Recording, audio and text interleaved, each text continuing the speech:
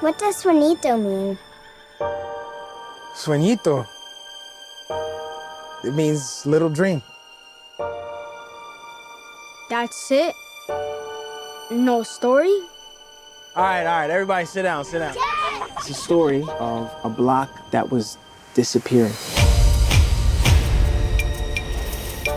In un barrio called Washington Heights, the streets were made of music. I am Usnavi, and you probably never heard my name. Reports of my fame are greatly exaggerated. Morning, Usnavi. Pan caliente, café con leche. On these blocks, you can't walk 2 steps without bumping into someone's big plan. I'm making moves, I'm making deals, but guess what? What? You still ain't got no skills. I've been saving up all my pennies in my piggy bank for this day. This is going to be an emotional roller coaster. The odds are against you. But there's a chance, right? A dream isn't some sparkly diamond. There's no shortcuts. Sometimes it's rough. Yeah, I'm a street light choking on the heat. The world spins around while I'm frozen to my seat. The people that I know They're talking about kicking out all the dreamers. but every day is different, so It's time to make some noise. We had to assert our dignity in small ways. Shh. Just listen. Little details that tell the world we are not invisible. Ignore anyone who doubts you. we came to work and to live, and we got a lot in common. DRPR, we are not stopping. Every day, until the day we go from poverty to stock options. Today's all we got, so we cannot stop. This is our block. Hello and welcome to this BFI At Home event. I'm Lucy Ford. I'm an entertainment reporter, and tonight I am so excited to be talking to Jon M Chu. Hi, everyone. Lin-Manuel Miranda, Anthony Ramos, Melissa Barrera, Leslie Grace, Corey Hawkins, Olga Merediz, Jimmy Smits, and Gregory Dias. Thank you all so much for joining me as we talk about In the Heights. I'm going to start with you, Jon. I am very excited to talk to you about this film. I have been a huge fan of it for a really long time, but we also have had to wait extra long to see it. So I would love to know how it feels for you now that it's going to be out in the world. Well, for a year, I had to ignore the pain and the and the hardship of putting a piece of work that you've been working on for years to the side. I don't think I felt the relief until people started watching the movie and they started to react to it. And then the emotions poured out of me. I've cried probably every day with a cast member or Lynn or Kiara. We're constantly texting each other, FaceTiming each other. So it's been a really nice release. We've needed it. Yeah, oh my gosh, I can't even imagine sitting on this for so long and just being like, can we just put it out already? Like, please, someone. But we did make it better. We did little refinements. We had more time with the mix, with the sound. So that actually we actually benefited. Oh, because I was gonna say, like, is it so hard to not just be like, I'm just gonna go back in and like do a little something? Yeah, it was really hard, and they didn't want us to go back in, but I was like, I could spice that up a little bit more. I could make that a little bit better. And we did. And so I'm appreciative that they let us. I think everyone didn't know what to do for a year. So it was great. Yeah. Yeah, that's for sure. Is there a moment, like you said, is there a moment where that weight lifts when you put something out? Or does it sort of come in stages? Because obviously this has been petering in and out, I guess. It definitely comes in stages, and I think I'm still going through that. You know, there's a moment where you have it as your own little secret, and then you can maneuver and you hear feedback and you can adjust things, and you're sort of like finding what this movie is becoming. And there's a certain point where people are seeing it and they're making their judgments on it, and you realize it's not yours anymore, that it's the world's. And so I think I've accepted that part of it. What it's going to do in the world, I don't know yet. So that's what I'm sort of hanging on to. And I hope that people just feel what we felt like making it, which was exuberance and joy every moment that we had this opportunity to share these people in Washington Heights, this community with a lot more other people around the world. Yeah, well, it definitely translates to screen, so don't worry. Okay. Good. Speaking of this neighborhood of Washington Heights, it is as much a character in this film as like the rest of the characters that we meet. And on stage, you know, the scale is smaller and there's sort of an element with an audience of world building themselves. They have to fill in the blanks. Yeah. Bringing it to screen, I guess you can't do that, and you have to create that scale.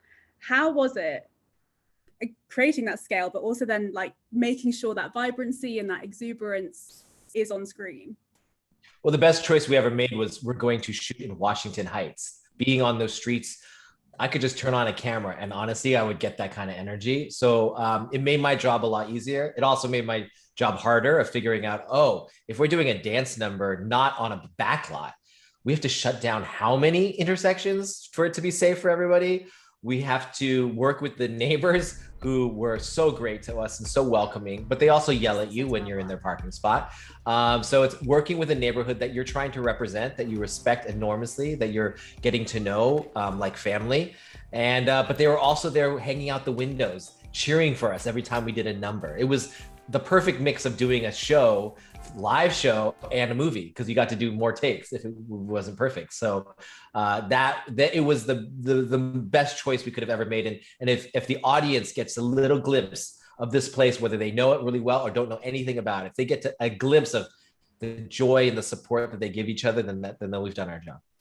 You can definitely tell that. I feel like if you feel like when you're watching it that you're watching a community, you didn't have to, like, you can feel it. I can't explain it. Like, it's not like it's being forced. It's just on screen in front of you. We felt it every day sitting there. I mean, we would cry also every day during it. It was a very strange spiritual experience coming into shooting at the park and having extras who are of the neighborhood say, you know, they've only shot like arrests and police cars in this for movies. Never one where we're like having a picnic and dancing with each other. And so that meant a lot. I think we understood the power of this, especially after Crazy Rich Asians, the power of what a movie can share with people, and that people will show up for it. Yeah. What I'm gathering is that for the last year, you've been very dehydrated from crying. So I hope that you're replenishing your fluid. A lot of water these days. It seems like you need it.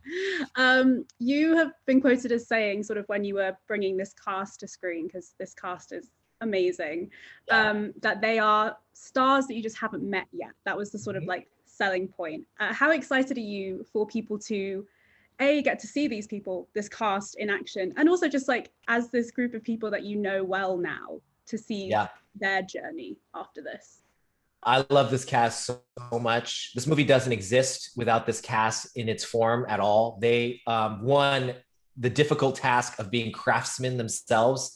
They each of them had to be able to speak multiple languages, not dialogue languages, but music and movement and acting all together and seamlessly ebb and flow between all these things, not even knowing that we're in a song by the time they're in it. There was no sense of performance, or at least we tried really hard to get to the truth of these songs. Lin wrote the most amazing songs, and Kiara wrote the most amazing adaptation of what she wrote up for the stage.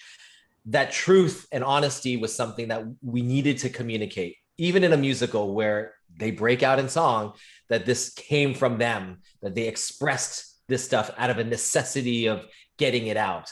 And Anthony Ramos, Leslie, Melissa, Corey, Olga, Jimmy, I mean, Daphne, it's Dasha, it's insane. Stephanie, they bring humor, they bring humanity, they bring romance, they bring action, they bring forcefulness, all the things that this neighborhood is made of. We needed a tableau of personalities that were confident.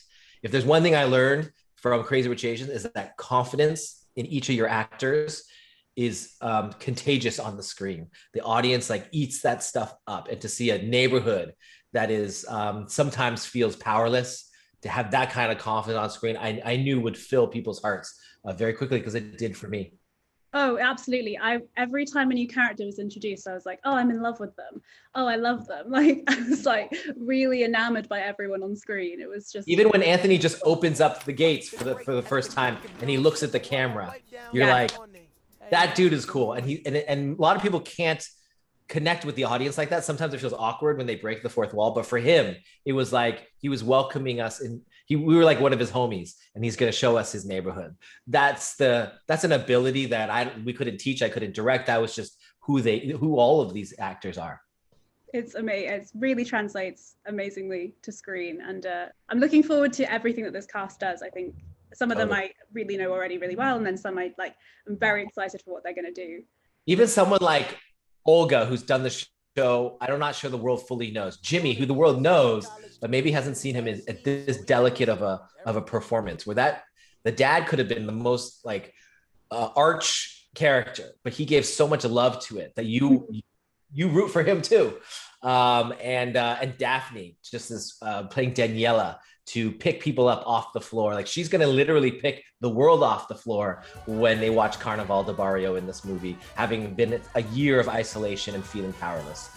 That, to me, I could not have written in a script. I could not have tried to plan in a storyboard. They just had to bring it. Well, they definitely did.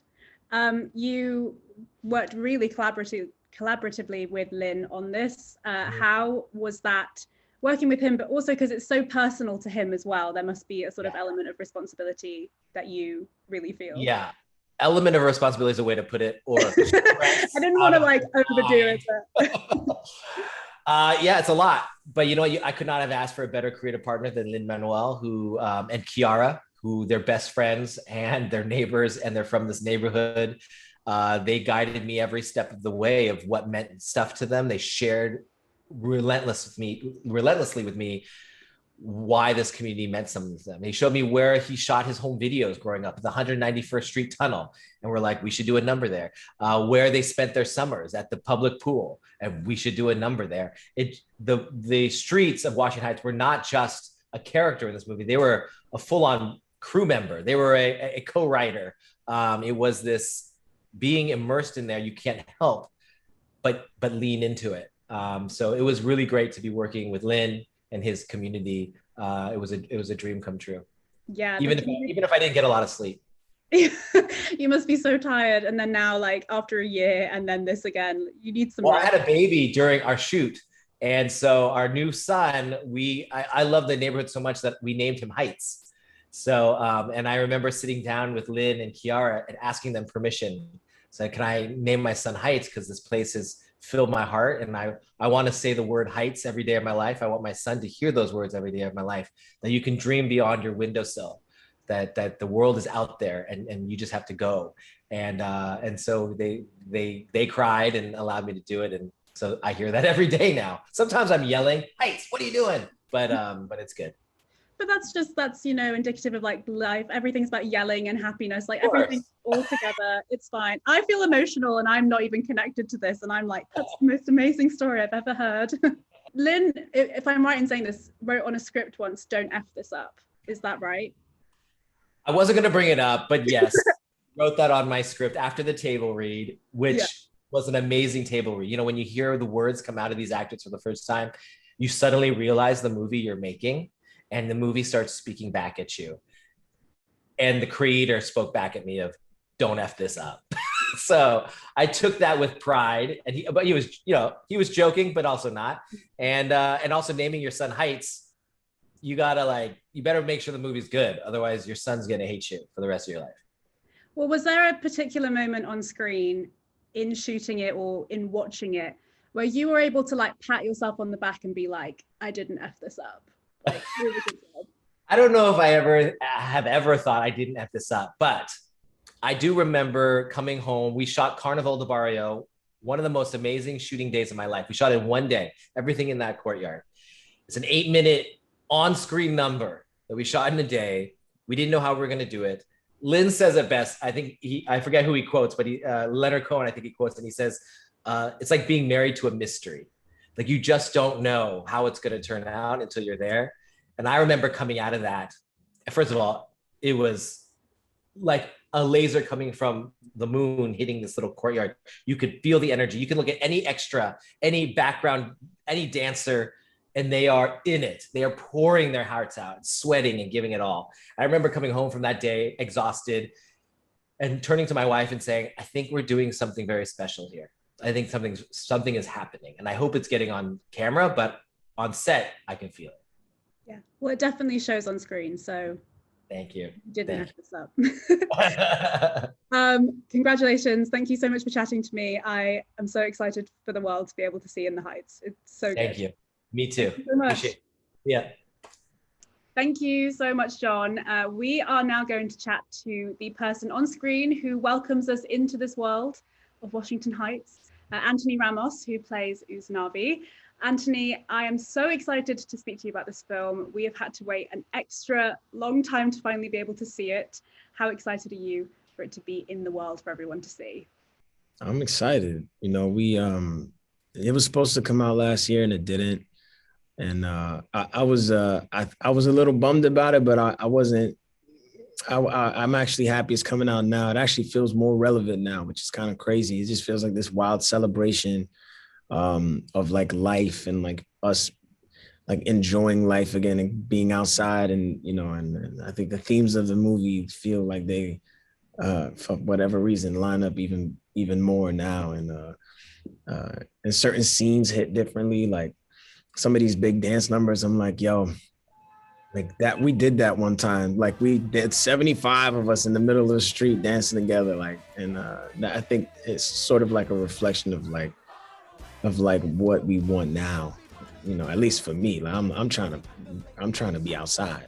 You know what I'm saying? I'm like, yo, I want to hug people. I want to listen to music. I want to be chilling. Like, so yeah, it feels great. I'm really, really, really excited that this movie is going to be out in the world finally. I did have that feeling when I was watching like the big numbers that had loads of people, like as if I was watching this like CGI epic. That's how like mind-blowing it felt to me to see so many people all together after the year we've had. Yeah. Does it feel sort of like, do you look back on those memories as like even more special now? For sure. Yeah, no, I mean, like, you know, that film was like one of the greatest experiences of my life thus far. And it was, you know, I look back on it and every moment was special. Every day was special. And yeah, like you said, after the year and a half, almost 2 years now, right? A year and a half or something we've had, it's just like, man, again, like I watch these big dance numbers and you just see the joy. It feels also good to watch a movie that, you know, just like as an audience member, like if I wasn't in this, like whether I was in this film or not, as an audience member, to be able to watch this movie and just feel happy after. It's like, yo, to walk out of there and just like feel excited about like life and living and again, being out and connecting with people and connecting back in with who you are. And like, you know, what, you know, this movie, a lot of this movie is about home and community and family and you know, and love and big dreams and just like connecting, finishing a movie and then thinking about all of those things after and being excited about all of those things, you know, going back home and dreaming big and all of that. It definitely radiates on screen. When I watched it, I felt like I walked out the door with like an extra spring in my step because I felt like really happy after watching it and just like warm and fuzzy after watching it. Do you remember where you were, your reaction when you first found out that you were going to be taking on this role of Usnavi? Yo, I think, you know what's crazy that you ask? Let me see if my teacher actually just texted me whose house I was in. I don't know if this was the day. I think this was the day I got the call. She hit me up. This is my teacher, Miss H. And I was in her house. That's so crazy. You asked me because she texted me. She was like, yo, I remember when we were in my house and you got the call and you and me were jumping up and down about you getting this role. So it was in her backyard. I was in her backyard when my agents called me and they were like, yo, you got the role with Usnavi. And she was so excited. We were all excited. It was crazy. I was with like high school, like friends from high school.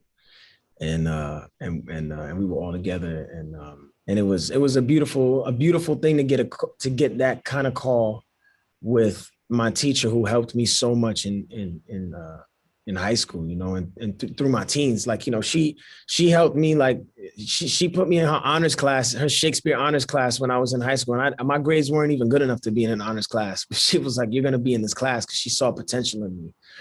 And she's like, no, you need to, I need you in this class. And I want you to learn about Shakespeare. And I want you to, you know, start practicing and start getting these monologues under your belt, you know, and work and start working on your craft, you know, because she saw potential. She saw that potential. So yeah, I was in my Miss H's house. It's home being lit. That's amazing. That's like such a full circle moment. Yeah. And you're able to celebrate like as you got the call. That's so nice. People were already there. Amazing. In real time. Yeah. It was great. When you were shooting this film, like you said, there's so many sort of like big set pieces. I've heard all about the practical elements of making this. Was there ever a moment that you sort of took a step back and thought to yourself, wow, we've made something really quite special? The moment for me was we did there's this number called this big musical number in the movie called Carnaval del Barrio. It's, you know, like Party in the Hood.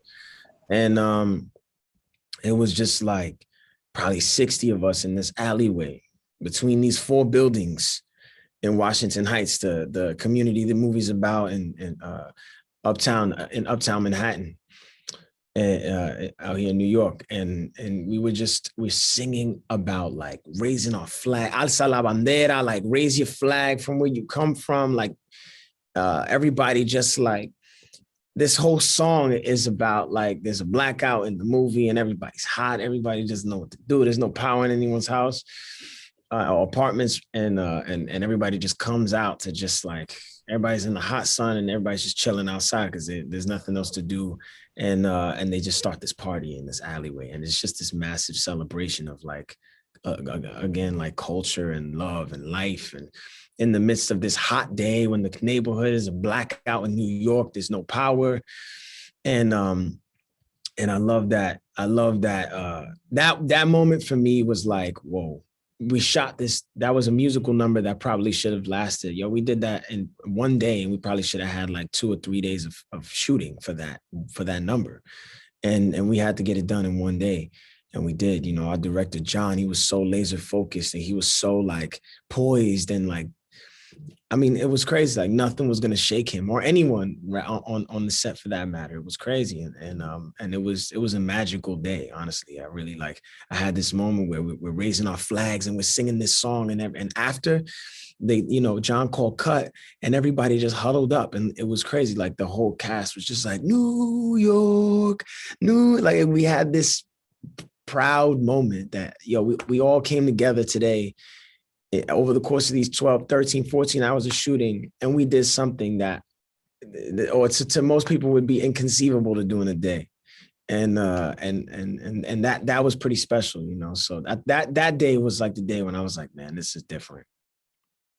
Maybe you're right, Sonny, calling the coroners. Maybe we're powerless, a corner full of foreigners. Maybe this neighborhood's changing forever. Maybe tonight is our last night together. However, how do you want to face it? Do you want to waste it when the end is so close you can taste it? Y'all could cry with your head in the sand. I'ma fly this flag that I got in my hand. Can we raise our voice tonight? Can we make a little noise tonight?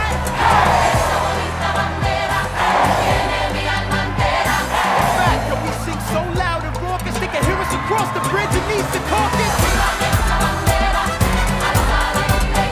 From Puerto Rico to Santo Domingo, wherever we go, we rap our people and the beat goes. Vanessa, forget about what could have been. Dance with me one last night in the hood again. That's actually the scene that when I was watching it, I feel like I felt the most like joy radiating off of it. It's really interesting that like it made it from sort of shooting to the screen as well. Yeah. I mean that I'm happy you felt it because that was the vibe. Like that day was so special. I mean, we had a lot of days like that, you know, but that day just felt different. I don't know what, it was just something. I mean, everybody was emotional that day. So everyone felt the love and the joy, and like we genuinely were just having a blast out there, shooting that. that day, and it was hot. Like it was, you know, it was amazing, and we had so much to do in one day. It was crazy camera shots, like stuff that takes so much time, and Jon was just able to pull it off. The whole cast, the crew, everybody just came together, and I think you can't do that without love and without support and without people just like having each other's backs and also having a good time. You know, we were having a good time, genuinely. Well, thank you so much for your time. So excited for the world to be able to see In the Heights, because I just had the best time watching it. Well, thanks, Lucy. Thanks for watching it. Thank you so much. Yeah. It's good to talk to you. Thanks, Anthony, for your time chatting to me about In the Heights. We're now going to go and chat to your castmates, Leslie, Corey, and Melissa. How is it for you three, knowing that this film is going to be out in the world for everyone to see, especially after we had to wait an extra long time to finally get it? Surreal. I don't know. I can't keep the smile off my face. I'm kind of like pinching myself. We're hearing good things about the film and like what people are saying, but really like it's just been our little secret. Like Melissa talks about this, like we've been kind of like holding it for so long, and now we get to like give it out to the world, and it's still special, but it's like we've done all we can with this film, and now we can share our hearts and this beautiful tapestry of human beings. I'm curious to see like what this next, like, since we've been in this phase of like The Secret for so long, of us like knowing that we have like just savoring every bit of what we made and like the best summer of our lives. Like, I'm curious to see how, when it becomes everybody else's, how they like celebrate it and enjoy it and make it their own, and like what that's gonna feel like for us. Cause I'm like, I don't, you know, it's like crazy. It's crazy to see how everything is bubbling up. I'm just excited. I can't believe that it's finally coming out. I'm half expecting someone to call tomorrow, like, we're gonna push it another year.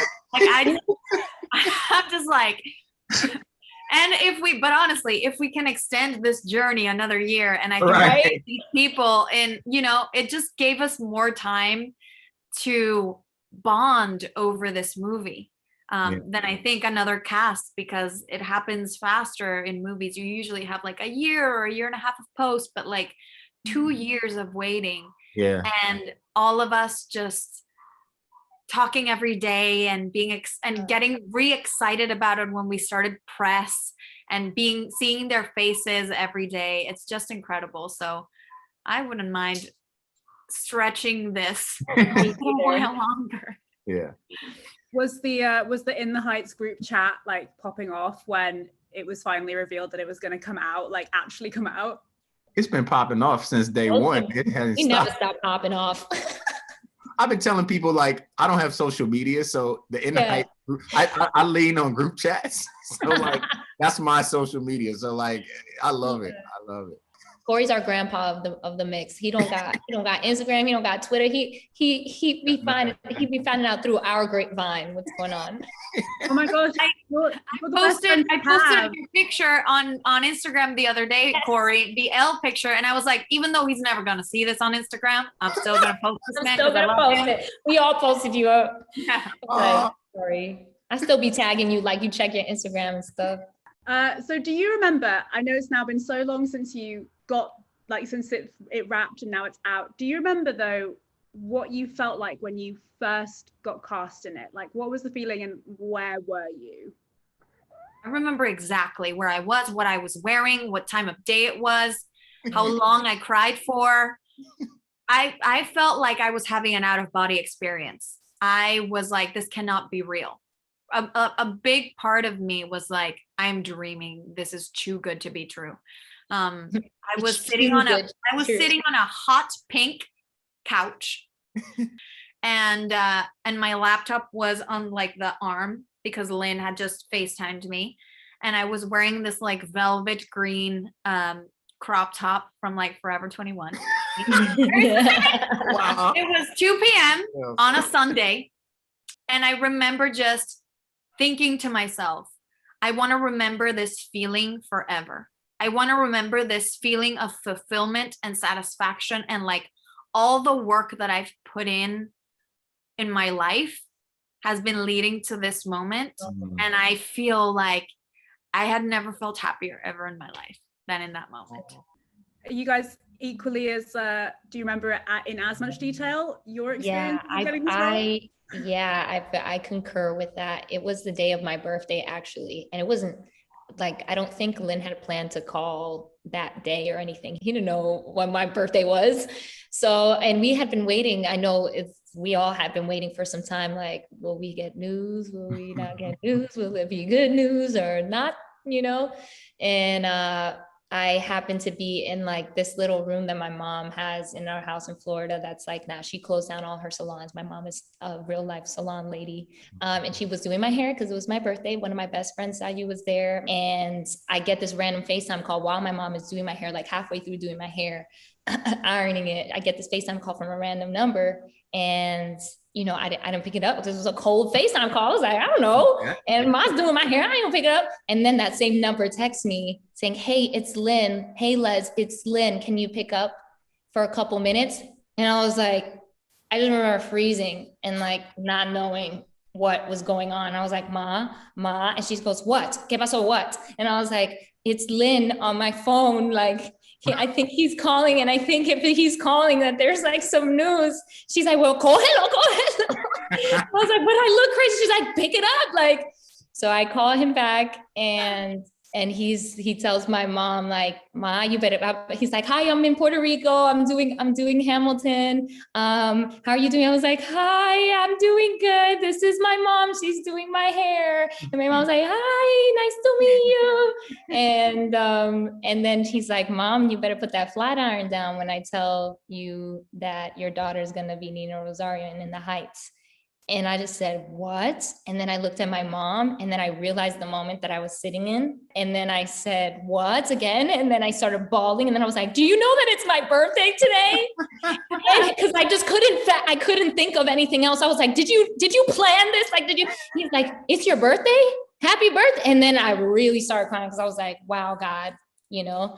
And then the feeling that we all feel of like every single bit of hard work and moment in my life experience has brought me to just this moment right now where you just feel like anything is possible in this moment right now. Like I thought I was for real, like dreaming, legit. I don't think I've ever heard your story, Corey. Yeah. How did you find out, Corey? It was a little embarrassing. Lin called, but he called and I also didn't answer it because I'm like, no, don't like cold call you on FaceTime. Like it's bad enough for like friends to just FaceTime you who you know, just cold without telling you. But no, so he called and I finally found out it was him. And so he was telling me, and I was just like frozen, and I was like looking at the phone, and I'm walking back and forth. And you know how basically, you know how like when you're on the phone is something really important, and like you start pacing, but I'm trying to like look cool, and then I hit and like ran into like there was a chair. That's literally all I don't remember what day it was. No, I just remember running to the chair and trying to like make it seem like it was just cool. And, like, you meant to do that? Yeah, like nothing had happened. I was just like, ooh, hey, like it was just. That's all I remember, because I can't really piece together the moment, the actual moment. Like it was just joy, absolutely joy. Yeah. We gotta go, I wanna show you all I know. The sun is setting and the light is getting low. Maybe not the way to take a shot when the day is hot. I got a perfect shady spot a little ways away that ought to cool us down. Welcome back to town.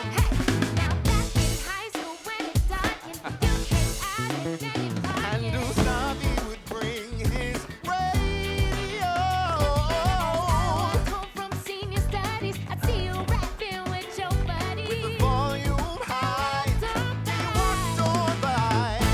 You heard me mention to Jon earlier that right at the start, Lin wrote on his script as a joke, "Don't F this up." Was there ever a moment when you were shooting that you were able to take a step back and think, wow, we didn't F this up. We have made something really special? Well, there were definitely a few moments where I was like, oh, definitely F that up. Well, maybe I was like, well, I think we too deep in the shooting now, so they won't fire me. They won't notice. Like, they can't reel back now. Yeah. I'm like, we're in the can now, so they gotta figure it out. They gotta just follow through. But yeah. In terms of like moments where I was like, no, we've actually, I was holding my breath until the very last day, and honestly, the very last moment, the very last shot on the film was Leslie on the fire escape, actually looking off into the sunset, and we all came back for that moment. Or I was there, but like Melissa and Anthony like just came back, showed up, and it was just beautiful to be there and go, wow, we made it as a cast. Like, we're here at the end, and it's this moment we get to end with, and we all got up on the fire escape, and we were looking around like, yo, we did that. Like, and we took a ride on it too. We took a ride on the wall. On the wall that we used to dance on. Yeah, it was like Disneyland. Wow. But we also were looking at from that fire escape. It's just like, it sounds almost cliche, it's so poetic, but it's like that moment was real. We were looking out at all the people that, crew, and the team and Kurt and like, Jon and all of the team that made this movie with us, that became our family. And we were like, wow, that was a moment that it set it for me too, that we really did this, and that we're going to be letting it go, too. Like, I was so surprised to see, I knew Corey was there, but I was surprised to see Mel, and I thought Mel and Ant were going to be leaving. And it was like just this little moment that they saved for the last day. So it was, that was a moment it hit for sure. Well, it was so good. I am so excited for like the whole world to see this film. Finally, I had the best time watching it, and congrats so much on it. It's really, really good. Thank you so much, Lucy. Thank you. Thank you so much for that. We are now going to speak to your castmates, Jimmy, Olga, and Gregory, about their roles in the film also. It must be so exciting for you to finally have this film out in the world for everyone to see. How does it feel? I think a lot of us, I can probably speak for most of us when I say we're really excited that it's finally getting out there. I think when we found out about the news that it was getting pushed back a year, it was kind of this like feeling of maybe like depression and just being frustrated, and just like all the emotions all over the place. And I think for me personally, after I really like sat back and thought about it, it was definitely the right move. I think rolling out of the pandemic out in the US right now, and the film coming out at the time it is, what a lot of the ideals of the film, like community and unity, we're really finding that again. I ditto that. I think it's, we were very depressed last year because it was going to be postponed, but this is the perfect time right now. It's a movie that I think we all need. I need it. And I think, like Gregory said, it is focused on a Latino neighborhood in New York, Latino X neighborhood, but it's these characters are very real. They're going to resonate with anybody. It doesn't matter where you are in the globe. They're universal and universal themes, but especially the joy that it brings, the light that it has, the music. It's the perfect time, and life is all about timing. Absolutely, it is all about timing. What about you, Jimmy? How do you feel with it coming out? I get the same way. The universe in a lot of ways has aligned, maybe. And if you start thinking about what we've all experienced, not only in the United States, but globally, this whole situation with the lockdowns and pandemics, it's forced us to kind of like hunker in and not only think about health, but reassess a lot of social situations, not only in our country, everywhere. And I think it's made people more available, and I know that people want to get out and be in that setting of a movie theater and feeling the vibrations there. And the film, of course, is, you're in the trappings of the musical genre, and that's all about joy, and that's where this film lives and breathes, in every frame, positivity, joy, and a community that might be very specific, but again, like Olga and Gregory said, those themes will resonate with people. So I think it's worked out, I think, in a great way. And the work is really, really good. We're really proud of it. Yeah, the joy really does like radiate. Like when you're watching it, I felt like warm watching it and just like excited.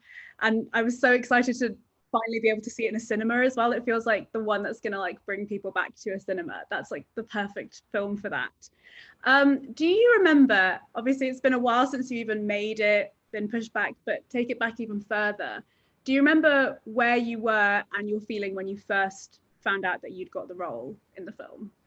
I was in Miami, Florida, visiting my 96, well, she was 94 at the time, I think, year-old mother in the car with her caretaker. It was the three of us, and I get a call from Lin. And I'm like, oh God, is this gonna be good news or bad news?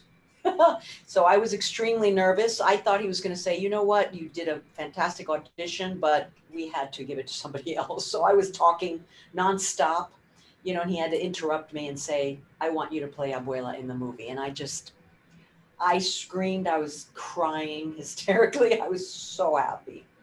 Yeah, for me, it was actually a couple hours after my like final callback / chemistry test / director session. I had like just gotten out of the dentist. I could like barely feel my mouth. And I had a random FaceTime call, like a random number, and I usually wouldn't pick it up, but my dad was in on it, and he was like, "Yeah, pick it up," and I was like, and I answer it, and then in pops Lin-Manuel Miranda, and it was just like, "Oh, hey, like, what's up?" And we were just kind of like chit-chatting back and forth while I'm like admiring all his awards that he has in the background, and like trying not to freak out. And then he just kind of popped a question. He was like, "Do you want to be a part of this film?" And I was like, "Oh my God, yes, it would be an honor." And it felt like I was flying. Jimmy, what about you? What was do you remember when you found out that you got the role? I got a text from Lin, and it was like, had something to do with is Princess Leia's godfather going to be Nina Rosario's dad? Something like that. Amazing. That's like a good nerdy like story of finding out that you've got a role.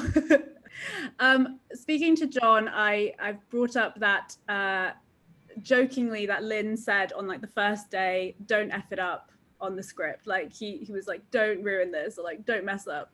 As a joke, obviously. But do you remember a point when you were filming that you sort of like took a step back and thought like, wow, we really did not F this up. Like this is something very special that we have made.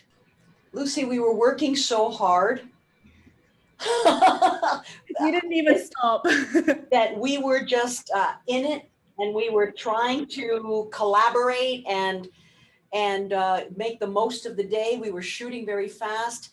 Even though Jimmy says this all the time, and I totally concur, that Jon Chu was so prepared. He was so prepared. That first day, the first day we sat around the table to do the first reading of the script of the movie, he had all of the visuals. Everything was ready. Everything was in his head, and everything was all around us. We could see it. And we had complete trust in him. And we shot it. We shot the movie. He shot the movie very fast. It was these huge numbers, epic dance numbers that were, you know, some of them were shot in one day. Gregory can tell you about that, and Jimmy too, about the two numbers that were shot in one day. I personally, I mean, I had the journey with Abuela Claudia. It was a dream come true for me. I was like, oh my God, pinch me. But as far as shooting the movie, we were just all, you know, somebody was recording, somebody else was rehearsing a scene, somebody else was shooting a scene, somebody else, the dancers were, so we were just working hard. What about you, Jimmy? Was there a moment for you that, you know, that you felt like that you'd made something very, very special? You know, Lucy, the group dynamic was not one, I think, with regards to your initial question about did we mess that up, or it was more about we realized while we were filming and importance of the project. You know, everybody that works on a film wants to think that there's, you know, it's that there's important, but there was this importance to the project that we felt. Did it have to do with the fact that it, you know, took the gestation period was so long in terms of Lin getting it from, you know, having Olga in that Broadway and off-Broadway version of it, and then the gestation of having it become a movie and going through different people. I don't know if it was all that. Did it have to do with the cultural dynamic? Yes. Did it have to do with the fact that where we were shooting was where Lin is from? We were actually there. Yes, that was all there. But it wasn't pressure. It was, we're willing to go wherever you want to go. And that bled into every single scene. Every day we were working, if it was raining, and thank God we were working with this director, like Olga said, that was so prepared and just willing to kind of roll with stuff. Yeah, all right, I'm working with 500 extras in the water, and Gregory's got this number to do. He's been in there for 3 hours, and the director gets in the water with the underwater camera guy and just buoys everybody up. The community was doing the same thing. So every day we had that energy. Anthony Ramos would turn around in some of the crowd scenes and say, "We're doing this for the culture." Yes, yes. So all of those things kept the joy that's part of the movie and in the dynamic of the film, kept it front and center. Well, it definitely shows on screen. Like I said before, it really radiates out of the screen when you watch it. So I think like whatever you felt on set definitely comes through in the final product. Thank you so much for chatting to me tonight. I'm very excited for the rest of the world to be able to see In the Heights as well. I think it will be like exactly what we need. Thank you, Lucy. Thank you. If I won the lotto tomorrow, well, I know I wouldn't bother going on no spending spree. I pick a business school and pay the entrance fee. And maybe if you're lucky, you'll stay friends with me. I'll be a businessman richer than Nina's daddy. Tiger Woods and I on the links, and he's my caddy. My money's making money. I'm going from pole to moto. Keep the bling. I want the brass ring like Frodo. Oh no, here goes Mr. Braggadocio. Next thing you know, you lying like Pinocchio. Yo, if you scared of the bulls, stay out the rodeo. Oh, I got more flows than Obi-Wan Kenobi. Oh, you better stop rapping. You not ready. It's gonna get hot and heavy, and you already sweat. Yo, yo, yo. Yo, yo. I'm sorry. Was that an answer? Shut up. Go home and pull your damn pants up. As for you, Mr. Frodo of the Shire, what? 96 G's ain't enough to retire. Come on. I have enough to knock your ass off its axis. You'll have a knapsack full of jack after taxes. Now, we can't talk about In the Heights without speaking to the man who brought it to us in the first place, Lin-Manuel Miranda. It is so great to speak to you about this film. You have had the longest time with this than anyone. How does it feel to know that it's finally out in the world for everyone to see? I didn't know Paciencia y Fe would be the unofficial anthem of the In the Heights movie, but here we are over a decade later, and it's finally happening. I'm really excited. It feels really real now when I walk down the streets in the neighborhood. I'm talking to you from Washington Heights, and you know, from the garage door guy, the parking attendant where I park my car being like, yo, next week, right? Next week, right? To like the kids I just walked by in the bodega, like being like, yo, we're going to the movie next week. It's like feeling real in the neighborhood now, and that makes it feel really real. Yeah, this isn't one that you can like just see how it goes and then tell people you've done it, like to see if it worked. Like everyone already is invested in this from day one. Yes. Yes, and I live in the place it's about and where it was filmed, so I really hope people like it. Oh, I'm very sure they will. From viewing it, it's a great film. I had the best time watching it, and it was everything I could hope it would be. Thank you. You have had like the longest lifespan with this show as well. It is, you know, you started writing this when you were in college. That's correct, right? Which, by the way, puts every university student to shame. Like it shouldn't, because it shouldn't, because it's not like the movie you're seeing was what I wrote in college. It was literally sophomoric, because I was a sophomore, and I grew up writing Heights. Basically, I mean, it really didn't start getting any good until Kiara came on board in 2004. What it always had was a mix of Latin music and hip hop music. I think that was always what was exciting to people, but it was really sort of a love story set in Washington Heights. It didn't become about Washington Heights until Kiara came on board and helped us sort of focus the energy on what stories we were telling and what was worth spending time and music on. Yeah.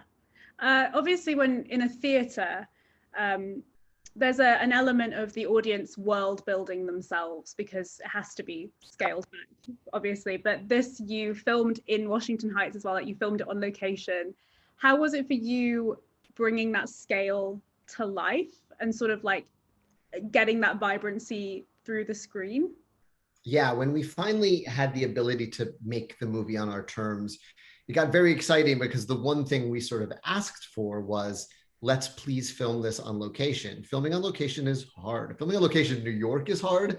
Filming on location in Washington Heights during the summer is almost impossible because we live outside. Like, it really is a culture that kind of, you know, goes outside. So you're competing with radios and fireworks. There's a reason I set the musical there. It is a musical landscape.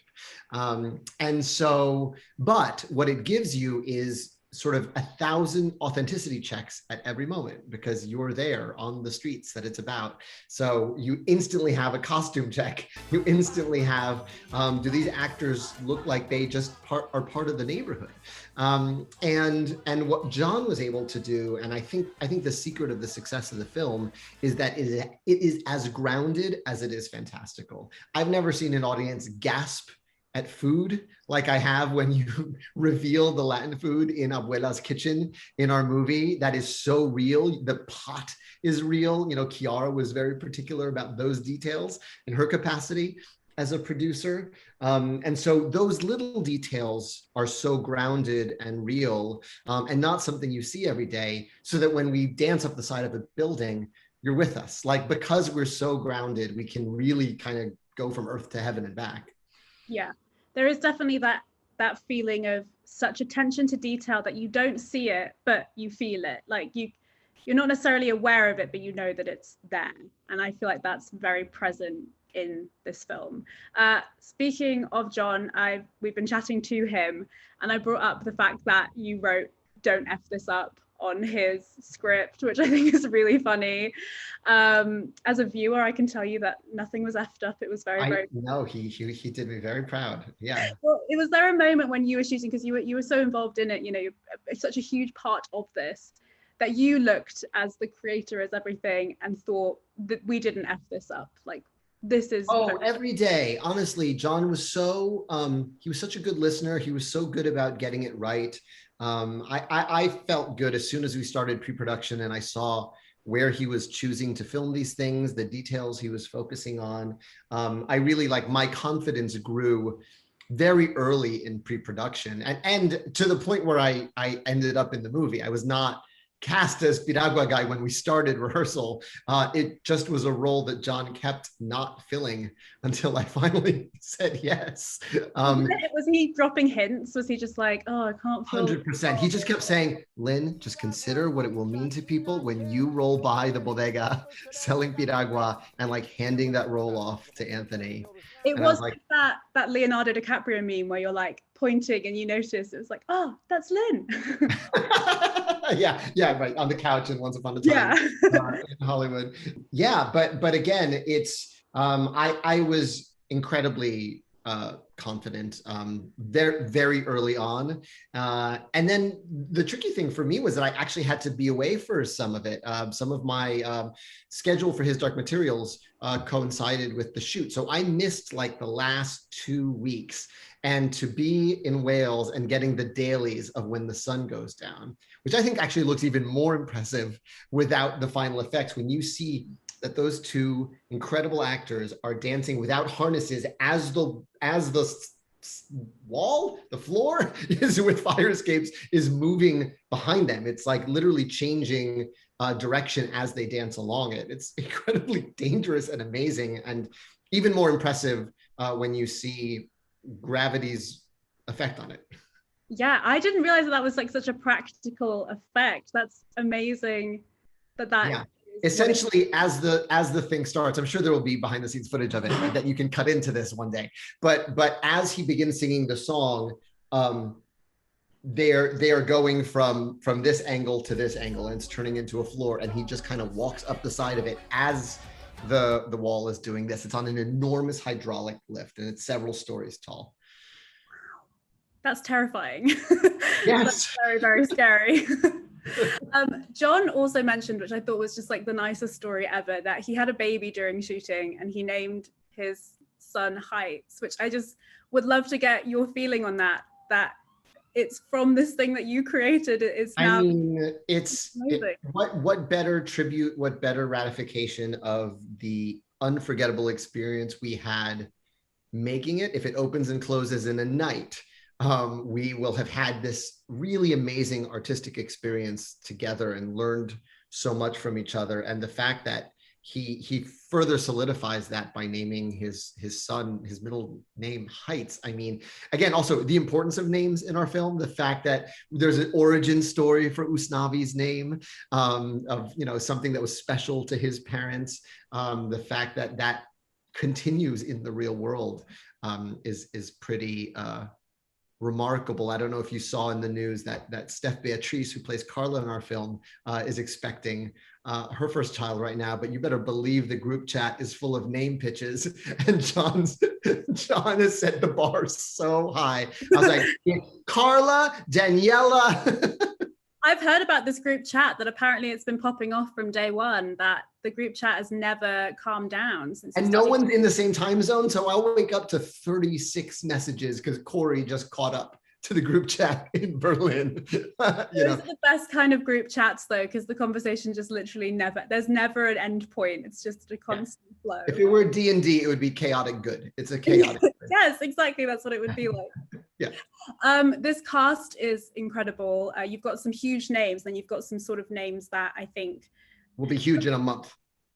Yeah, like they're going to be names that everyone's like, I can't believe I didn't know this person before. Right.